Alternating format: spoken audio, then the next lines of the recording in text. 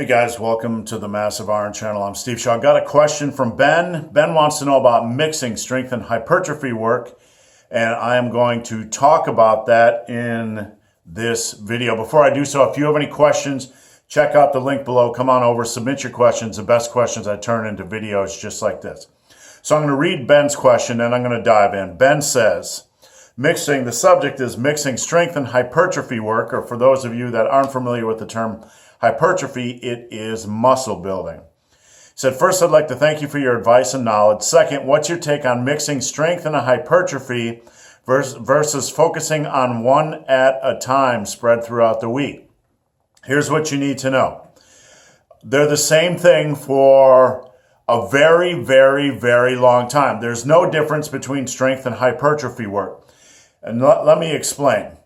You build muscle with progressive overload or strength, the addition of strength.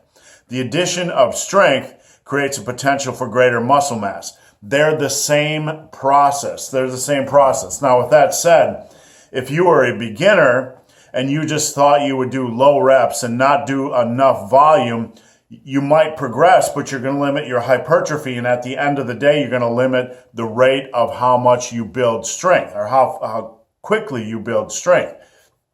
On the same note, if you went in and just did hypertrophy work, what you thought was hypertrophy work, but you didn't have progressive overload in the mix, you might build some muscle for 4 to 6 weeks just because you're doing something your body isn't used to, but then the muscle building process would stop because you're not getting stronger.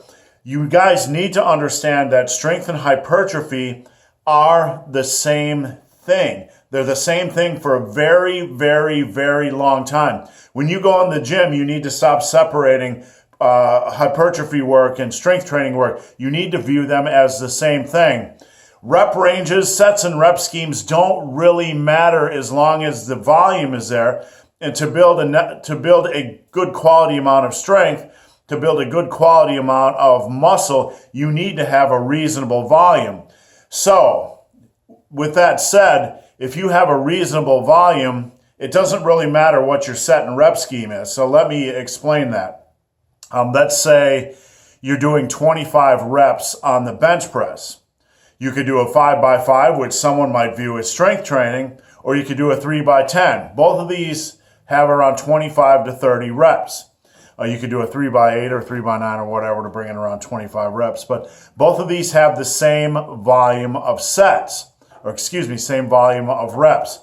So you want to have this, you want to have a reasonable amount of volume, whether you're doing strength training, whether your focus is on getting stronger, whether your focus is simply on building muscle. You want to have a reasonable volume. With that said, it doesn't really matter what set and rep scheme you use the first several years in the gym, because you're going to be focused on progressive overload. You're going to have a reasonable amount of volume in the mix, and you're going to be packing on strength and muscle. Does that make sense? So you can go into the gym, you could do an 8x3, 8 sets by 3 reps and call it strength training. But you know what? It's going to build just as much muscle mass as if you're doing a 3x8, achieving 24 reps the same way. As long as you're using progressive overload in both scenarios, and you need to, obviously you need to if you're trying to build strength, and if you're trying to build muscle and you do a 3x8 and you're not focused on progressive overload, you're not going to build muscle. So when it comes to training, however you frame it, strength or muscle, you need progressive overload, you need good exercise selection, and you need a reasonable volume of reps.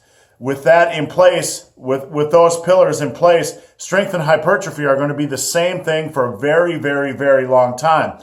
Now, once you start to reach strength limits, where it becomes extremely difficult to add strength, then you can get creative. Then you can maybe work on your lockout, or work on a greater volume of work at 85 to 90% on a specific lift. You can try different things. Once you reach kind of your limit in muscle building, there's really not a lot you can do as a natural. The body can only get so big physiologically as a natural, and there's not a lot you can do. You can continue to hammer away. You might gain an ounce or a couple ounces or 6 ounces of muscle a year, but you're not going to make dramatic changes. You can continue basically to do what you're doing as long as you're pushing for progressive overload. You might need to get a little funky, need to tweak some things to save your joints so that you're not training heavy every single time. But really, there's not a lot of adjustments you need to do once you reach natural limits for muscle building. For strength training, it's more complicated. You have the central nervous system. You have your joints, ligaments, tendons. You have form. There's a lot of different variables you can dial in or strengthen, so you can still continue to get stronger once you've just about reached your limit from a muscle standpoint. So the first several years of training, when you're weak until you get close to your strength limits, strength and muscle building aren't different. They're the same process. There's no two different.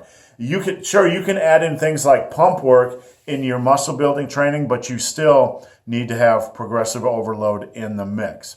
So guys, hope this video has been of some help. If you have any questions or comments, check out the link below. If you've made it this far in this video and have yet to subscribe to my channel, please do. I'd appreciate the support. So guys, as always, thanks for watching. Have a great day.